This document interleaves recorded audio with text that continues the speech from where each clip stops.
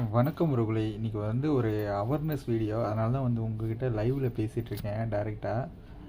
என்னென்னு பார்த்தீங்கன்னா, நேற்றுக்கு நைட்டு ஒரு 11:30 மணிக்கு வந்து என்னோடய வண்டி ஹிட் ஆகி நான் கீழே விழுந்துட்டேங்க. நைட்டு கடையை முடிச்சுட்டு வீட்டுக்கு போகும்போது வண்டி ஹிட் ஆகிடுச்சு.